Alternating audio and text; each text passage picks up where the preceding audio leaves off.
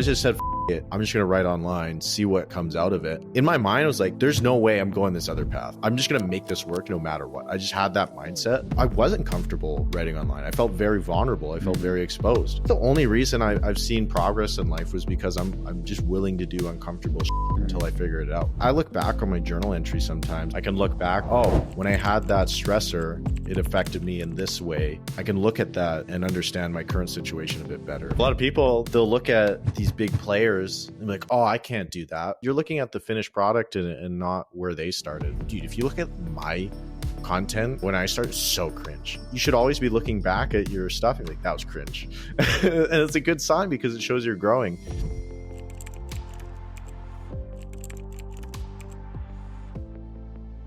One of the wilder backstories coming to you today. This individual dropped out of school to go on and become an electrician, and then a writer, an entrepreneur, and an authority in the creator space, the internet's most widely sought after ghostwriter. Please welcome none other than Mr. Dakota Robertson. How are you today, sir? Good, man. We're just going to pretend like you didn't just say that intro. This was not the second take. It was all one take. It wasn't because one of us has bad internet, and not because I missed the interview by like 45 minutes.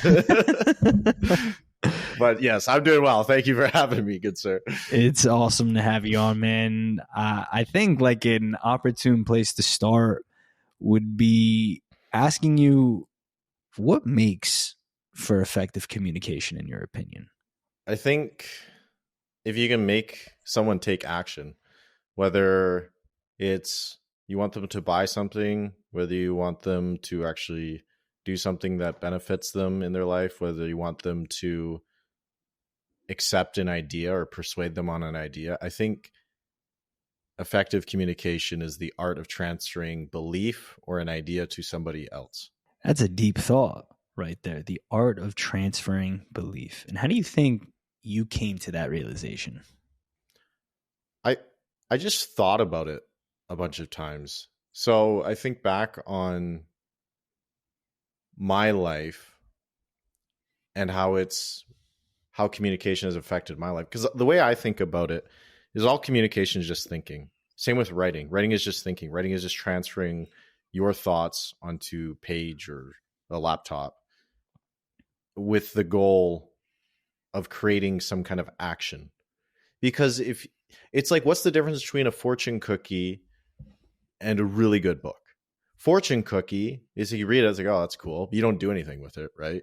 But a really good book, that's going to make you take action. So the difference there is action, not writing or not just a speech or not just whatever. It's things that make you take action. That's what has an effect on your life.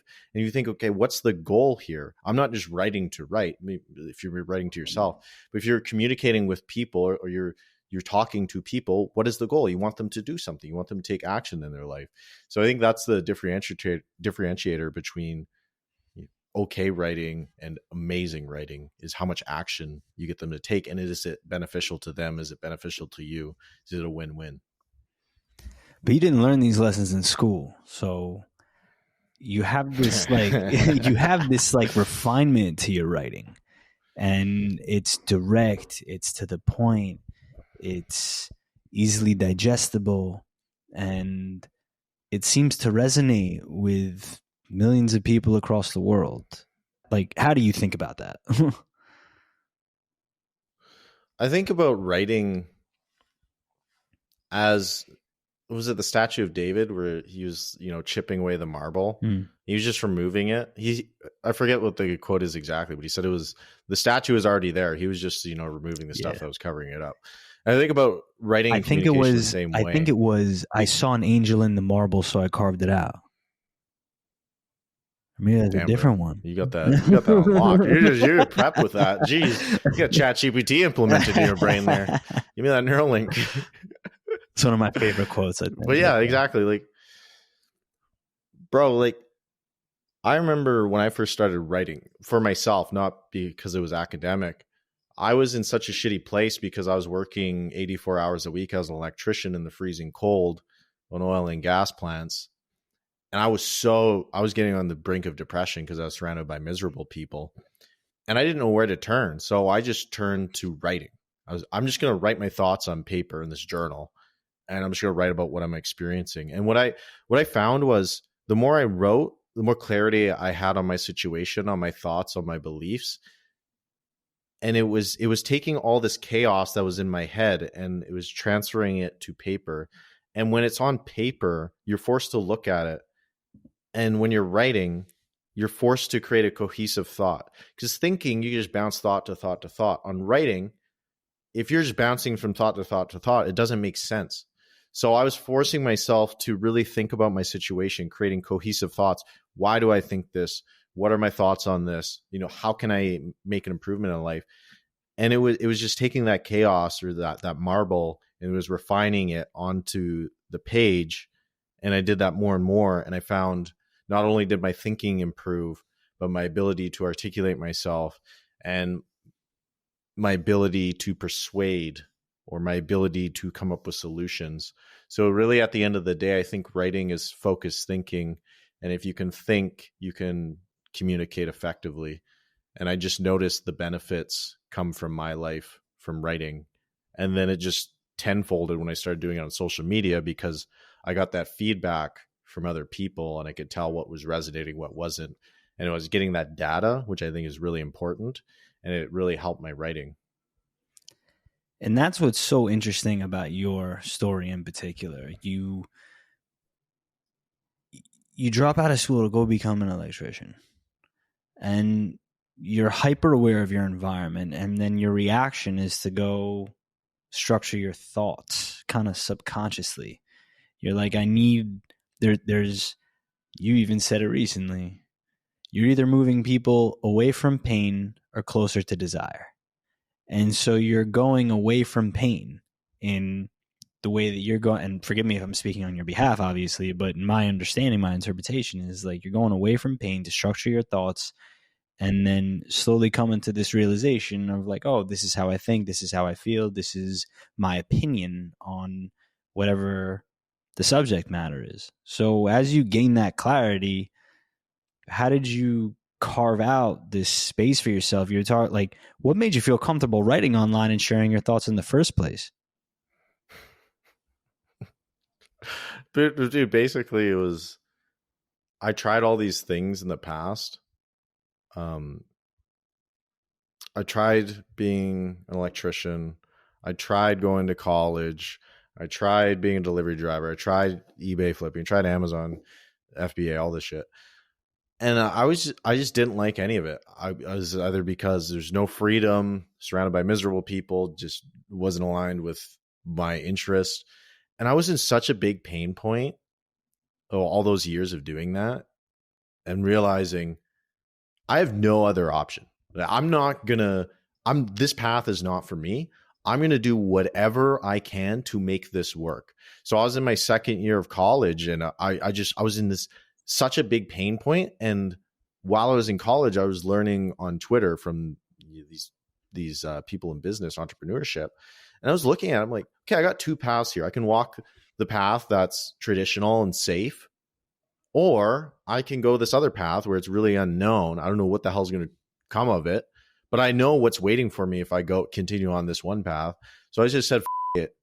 And I went the path where I'm just going to write online, see what kind of comes out of it. In my mind, I was like, there's no way I'm going this other path. I'm just going to make this work no matter what. I just had that mindset. And I wasn't comfortable writing online. I felt very vulnerable. I felt very exposed. It's scary when you're doing something, you're putting your thoughts out there to be judged by everybody. You don't know what you're doing.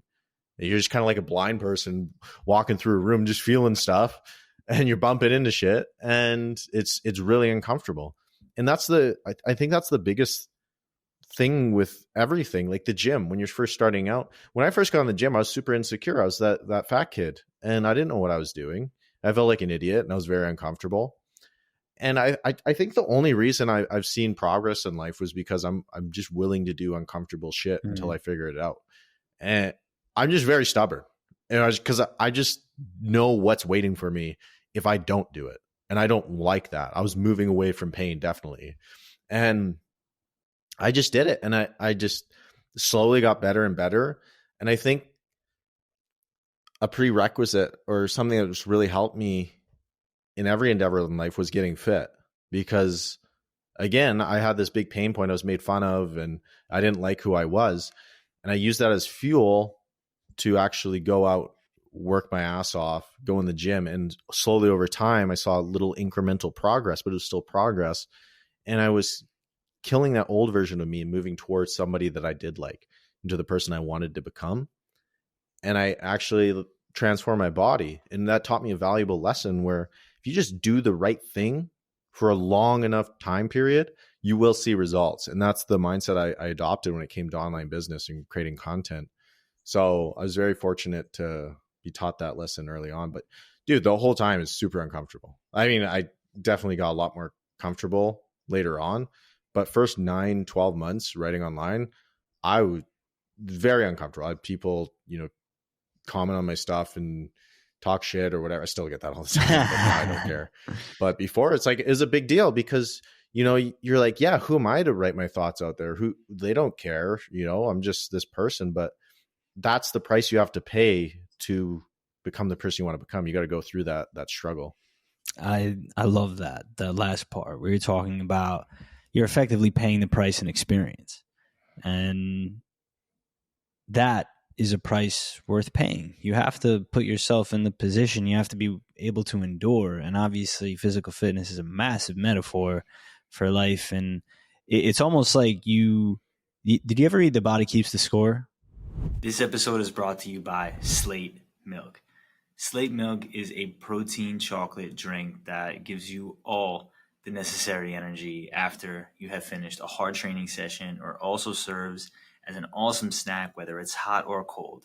I commute 2 hours a day to my job, and every single day after I train, I'm looking for a quick snack or post-workout drink that I don't have to spend time making. So I go into my fridge, I take out my Slate, and I hit the road as fast as I can and enjoy my drink on the way to work. That's the way that I personally like to enjoy it, because there's so many different flavors. So in the morning, the mocha flavor with the caffeine definitely hits. I can also recommend you check out their other flavors. It is a phenomenal brand. They are the #1 partner of the UFC. You can actually go to their website, slatemilk.com, type in the code INSPIRED for 10% off your first order. So go ahead, type in the code INSPIRED at slatemilk.com to get 10% off your first order today. This episode is brought to you by Promix. Promix is an energy supplement brand that provides a whole plethora of different products, from protein cereal bars to protein shakes, probiotic, prebiotic, deep low products, along with electrolytes, and the list goes on. Promix is the supplement that I go to for all of my health needs. It has been a game changer for me over the last few months. After the 1,000 pull-up challenge, my immune system was compromised in ways that were super uncomfortable. I kept getting sick, and I knew I needed to level up my game. I didn't place enough value on supplements, but I do now. I spent some time, I did my research, and Promix is the brand that I decided to work with because my immune system is finally in check. So go check out Promix.com and type in the code inside the Inspired to get 20% off your first order today. That's right. Go to Promix.com to get 20% off your first order today with the code inside the Inspired. No, but I've heard about Joe Dispenza a lot. No. Different author. This is by an MD, actually, Bessel van der Kolk. And so he talks about... I have no idea what I'm talking about. Like the correlation... He talks about the correlation between body awareness and mental awareness. The more body awareness you have, the more mental awareness you gain. And I found that to be so true because I had already kind of gone through that physical transformation to the point where it's like, oh, this food doesn't like sit well with me. Oh, like when I do that, I don't feel good, and therefore I need to change my behavior.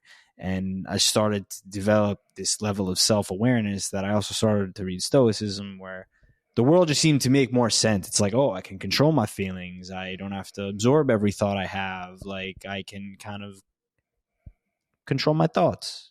And as a result, control my feelings.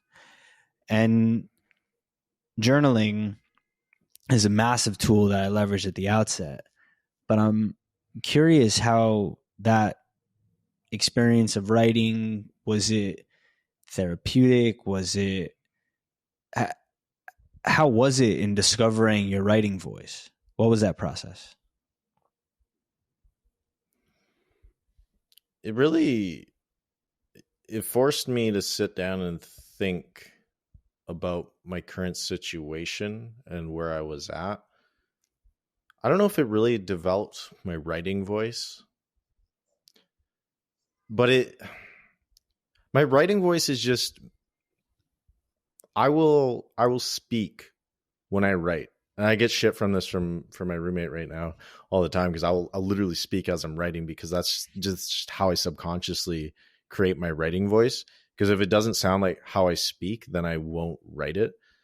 But I find journaling is more of a tool to come up with ideas, or really understand my thoughts on things. And then I will think, okay, how do I want to communicate this? How would I say this with my voice, if that makes sense? So I kind of separate the ideas and the voice. But it was really like, I look back on my journal entry sometimes, and it's really eye-opening on how I viewed the world and how I viewed my situation. And it gives me a lot of context on my situation now, because I can look back on journal entries and see, oh, when I had that stressor, it affected me in this way. And, you know, I have the stressor now and it's affecting me in this different way, or maybe in a similar way. And I can kind of look at that and understand my current situation a bit better, if that makes sense.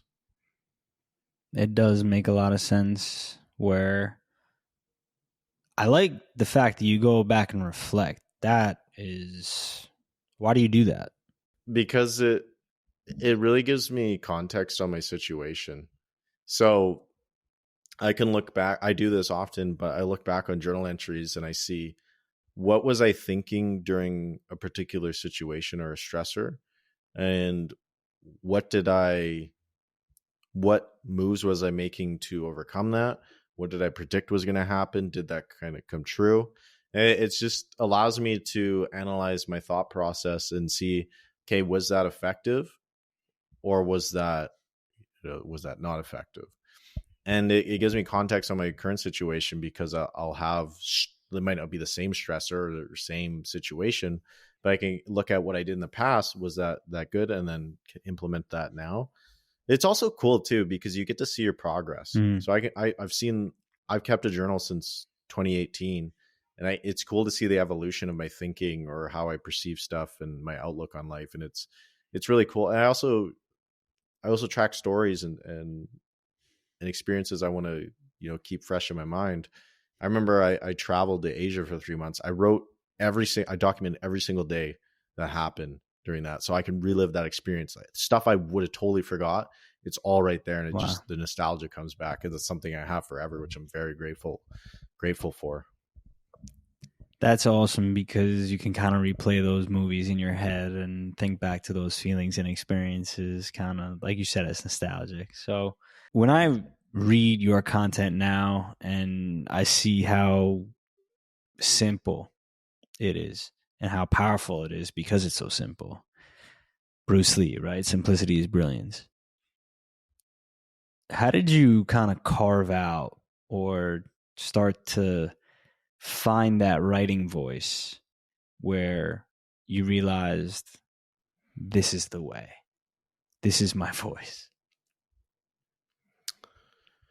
Definitely took a lot of consistency. And, at the start, I definitely emulated a lot of people, and I looked at their style, and I was heavily emulating it. I wasn't copying it or plagiarizing, but I took a lot of influence from it. And I was like, oh, I like this piece, that how this person does that, or how, this person over here does that. I'm going to kind of combine all these over time. And I also grew my confidence too, as I grew my competence. And it allowed me to, I think that's the biggest thing. I think everyone has a voice. They just don't have the confidence to share it or to be themselves. And I just found the more confidence I grew, the more I was just like, I'm just going to do me. I make the most ridiculous email subject lines. Like one was how to turn diarrhea into gold. Like just stupid shit like that. I just think it's funny. And it resonates with people because I'm just being me. And it definitely puts off a lot of people. Sure. Because, you know, I'm not super professional. I'm not corporate. But it resonates with a lot of people because a lot of people relate to the goofiness or the weirdness. And I feel like me being vulnerable, not just with heavy stories and stuff I've talked about in the past, but me being vulnerable with my comedy. And I can never get a fucking job again. If someone was to look at my social media, there's no way. You don't need it. So I just accepted the point. Exactly. I just accepted the point where, you know, I'm just going to say whatever I want and just put it out there. And it's just that confidence really instilled it because I just think about, okay, who am I? And, you know, how would I talk to a friend? I think that's the biggest thing with people. You know, people want to sound really professional or corporate and all that. And that's fine and dandy. But if I'm talking to a friend, I'm joking around. I use slang. I use goofy analogies or whatever. But I also try to explain things very simply because I'm not trying to sound smart. I'm trying to convey an idea. I'm trying to persuade someone. I'm trying to have them take action on something. And if they're confused by the words I'm using, or if I'm using this very verbose way of putting things to try to explain something, then that's me trying to feed my ego and not me trying to explain something or persuade someone or to help somebody. So I think about the reader first, or the viewer. How can I explain this in very simple terms in a way that's funny, because I just like funny shit, and just sounds like I would tell a friend. And that's the approach I take. I was thinking about this recently because we're kind of polar opposites. I spent 8 years in school, man. I went to college, law school, and business school. And through all of that, I'm asking you writing advice. Now, I know how to write. I know how to compose a memo, an email. I am corporate. There's also a bit of an edge to who I am naturally. But that's been calloused through experience, military, DA, like public service in general. Like, but none of that taught me how to write exactly. Because in the law, it's also about precision. It's about using your words deliberately, and it's all about brevity. So I learned how to make my point and cut through all the unnecessary adjectives and verbose words. So the point that I'm making is I understand the concept of simplicity. I understand how X or Twitter, I just got on it maybe like 6 months ago. So, but I've followed your content for longer through Instagram, and getting to know you through your content. And then we have a mutual friend who introduced us, was like very eye-opening because you are funny, you are cool, but you're also very serious. You're also very intense. And like that comes across too in the simplicity. I'm an intense guy, so I know it when I see it too. And I think it's a great thing, honestly, because you're pushing people to action, right? And that's something that you talked about at the top. It's all about action. And, you know, I think this is kind of like a long-winded way of saying you have two different paths, right? 8 years of school, and everyone's on their own path, right? But I'm just talking in general for the purpose of like becoming a good writer. 8 years in school, drops out, and then goes to make it as an internet entrepreneur, and both successful, right? But I find that your ability to influence, my ability to persuade in a courtroom, otherwise, like obviously has its place, but your ability to influence behavior, it doesn't just apply to you. You actually can embrace other characters, right? And so that's part of what your business actually is, ghostwriting. I've heard you talk about how when you write on behalf of someone else, you have to embrace that character. How do you help someone else find their voice?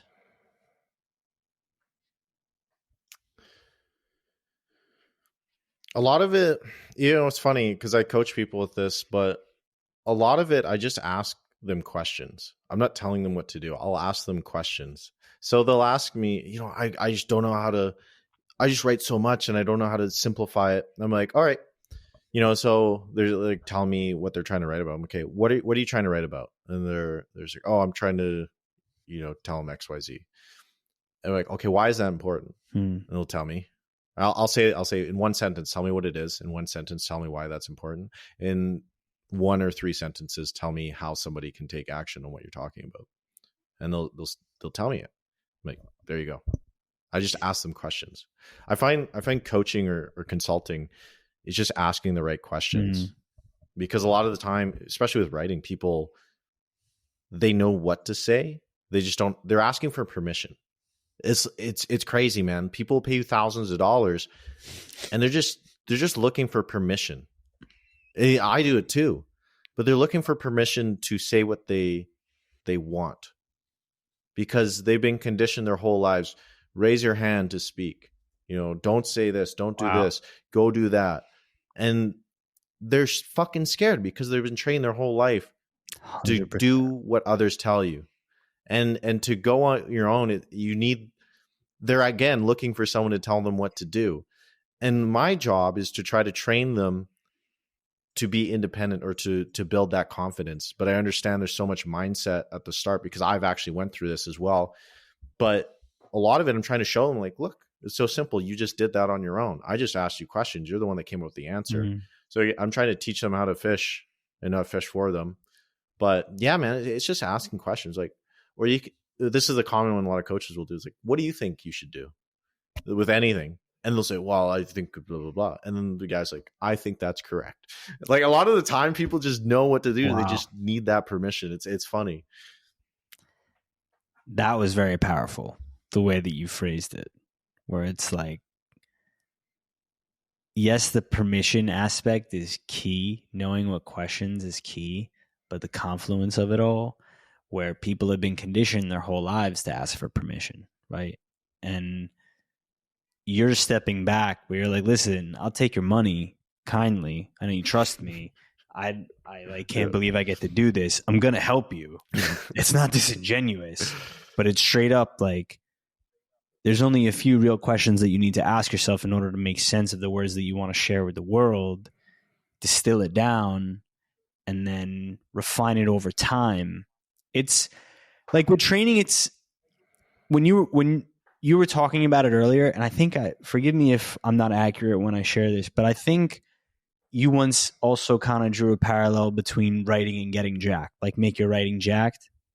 That was, yeah. And yeah, it resonated with me, because training for me is the greatest metaphor that is life. And I understand. I was interviewing Kenny Santucci yesterday, and we were talking about how he's done these marathons and Ironman, and I've done some really hard things too. Anyone that listens to the show at this point is very familiar with my athletic background. But I asked him to articulate why doing hard things physically is important in the carryover into the real world. Like, I know in my heart why I do them. I can articulate like the actual value in doing hard things for my soul. But when it comes to why someone else who isn't motivated to work out, it's very difficult, because I know it has to come from the person. If it doesn't come from them, it'll never happen. And like, it's almost the same kind of thing with writing, where you have to be emotionally fit. You have to be like, I mean, even just listening to your vocabulary, man, like, it's got this Ryan Holiday kind of vibe to it, right? Where he also didn't go to school, and he's gone on to write on how many bestsellers? Is there a book in your future? Yes, but I want to accumulate more experience first, because I feel like there's so much more I need to learn. And if I'm going to write a book, it's not going to be for the money. It's going to be to transfer knowledge and what I know. And I think there's still a lot I need to learn. So yeah, definitely in the future, I'd like to pass something on. But I don't think nothing super soon, but yeah, definitely the future. And so when you think about that parallel that I was, addressing like on this random rant, getting fit, making your writing jacked, what is that formula? You're talking about years and years and years, right? What is that formula? I think it all comes down to stressors. The only reason you grow muscle is because you place stress upon your body. You eat the right nutrients to build back and recover, and then you go back, do the same thing, maybe add a little bit more stress, and then boom, you're stronger. So you're just doing that over a consistent period of time. Like you wouldn't go to the gym and immediately deadlift 500 pounds unless you're some kind of freak. Get some trend in you. But a lot of people trend balloon sandwiches. But a lot of people they'll look at these big players and be like, oh, I can't do that, or I'm not there. They'll compare their writing or content, whatever, and they'll compare it with people ahead of them. I still do this. Mm-hmm. I got to catch myself doing it. But it's just looking at it. It's like you're looking at the finished product and not where they started. You look at all these people, dude. If you look at my content when I started, so cringe. It was so. I look back at shit I wrote a week ago. I'm like, that's cringe. I think that's the evolution of it. You should always be looking back at your stuff and be like, that was cringe, and it's a good sign because it shows you're growing. And I think realizing what you're going through right now, whether you're creating cringy content or it's just absolutely ass, and just looking at that and realizing, oh, I'm paying my dues right now. Like this is the price I have to pay to be excellent. And over time, it's just all par for the course. I think one of the things that's kind of going unnoticed in this conversation is like when I ask questions, when you answer them, we're talking like anybody can do it. I think that the writing habit is important, but like not everyone can be an NBA player. Not everyone can be, like a professional doctor or a lawyer or a writer or anything like that. How can, in your view, someone kind of come to that truth about, is this writing really for me? Is this choice really up my alley? Yeah, I think this is something a lot of people go through. They see entrepreneurs or creators and they think, oh, they got such a great life, when they're perfectly happy working a 9 to 5 or whatever they're doing. And then you get caught up in the narrative of people saying, oh, if you work a 9 to 5, you're a slave, or oh, if you're not making $100,000 a month, you're a loser or a brokey. And it can create this false desire people have when they otherwise would have been happy. So you got to be really cognizant of, okay, is this my thought or is this something that was implanted in me? But I think the main thing is, man, like looking at what your current situation is and are you fulfilled? And I don't know if, I think you feel it. You just, like, do I wake up with excitement? Do I actually look forward to going to work, or am I taking care of my family, or am I doing what's important in my life? And you don't feel that, then I think that might be a sign. Okay, yeah, maybe this writing thing or this entrepreneurship thing is a path I can take, but you won't know until you try it. Like the thing with me, man, I stumbled. Writing wasn't my first thing. I didn't just wake up, oh, I'm going to be a writer. Mm-hmm. I tried a bunch of different stuff like day trading, eBay flipping, Amazon FBA, repairing iPhones and flipping them. And I don't really get anything from this. And then I stumbled across creating content and writing, and I was like, oh, I actually like this. This is cool. And I actually enjoyed it. And I came obsessed with it.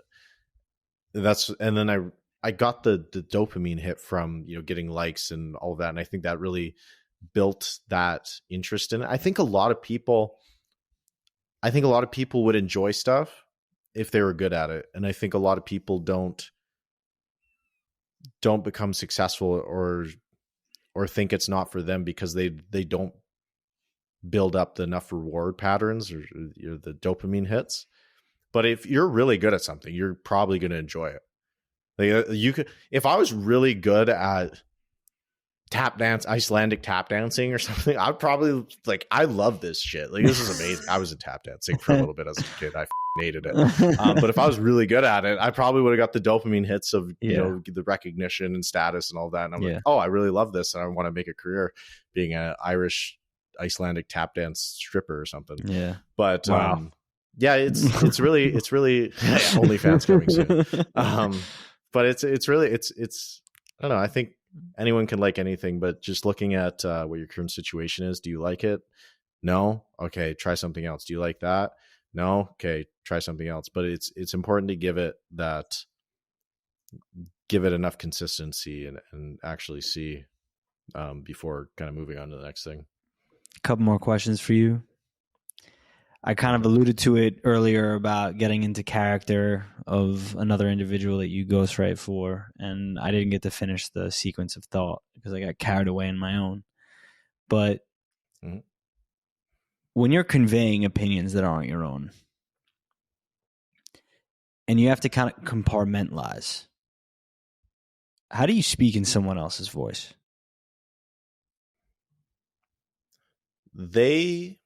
So when you ghostwrite for somebody, in my process, I interview them. And during that interview, it's like 1 to 3 hours, I will recognize patterns of speech they will use. So I had an Australian client that would say mate a lot or gents a lot. And I use that in his writing. And with his thoughts, I would ask him questions. The key is asking good questions that they write for you. Because all I'm doing is I'm asking them questions on things that I will later turn into content, but I'm recording that call and then I'll transcribe that call after. All the writing's there. I just know the rules of the game that make shit work or will get clicks. And if they say something in paragraph 3 that I think should be at the headline to get attention, I'll move it there. So I'm really just learning. I'm recognizing the patterns that what make for good content. I'm asking good questions, and I'm turning their words into content that tends to do well when placed in a certain sequence. So I'm really just, I'm asking them questions that allow them to explain themselves or explain their opinions or their worldviews, their stories, their authority, and I'm just taking that, and maybe I'll change a few words to make it, better for content, but it just comes down to asking good questions and actually listening. And I'm actually curious. I'm a very curious person. So I'll ask more questions like, okay, why that though? And it just allows me to really get in their brain. And over time, I just kind of, I don't know. I probably have bipolar by now from all the people I've written for, but I'm crazy. just start changing my accent midway through the interview. I'd be like, thank you very much for your time. This is why you don't meet people on the internet. No, I'm kidding. Stay away from strangers. But like, actually, man, it's a really cool process. I find that like the transparency of it is one thing, and then two, like the actual documentation of the process itself, the tools that you leverage, fascinating, truly. And then what makes for an effective question in your view? Does it show who the person is? And this can be, does it share a piece of their story? Does it convey a strong lesson they've learned? Does it convey an emotion they have? Because that's the stuff that's the energy that transfers to other people. It's not these, I call them fortune cookie tweets or posts. But if you can tell, like the writing or the videos that have substance to them or something that are charged with an emotion, charged with an experience, or charged with a story, charged with something that will make people take action, and asking questions that convey it really simply. So when I ask questions of my ghostwriting clients, I'll ask them, what is this thing? Okay, just explain it to me simply. And then again, why do you believe this? Or why is this important? Or why should people do this? Why shouldn't people do this? Okay, how can someone take action on this? And just asking those 3 questions, it really simplifies it all, because it's like this, you're hitting all the boxes there. Okay, what, why, how? And that, I just constantly ask that with my writing, with clients writing, with coaching clients writing, because it forces you to simplify the core of the idea. And then from there, once you have the core of the idea, sure, then you can add the funny analogies, then you can add whatever, pizzazz style. But I think it really starts from first principles. Okay, I have this idea, now let's dress it up, right?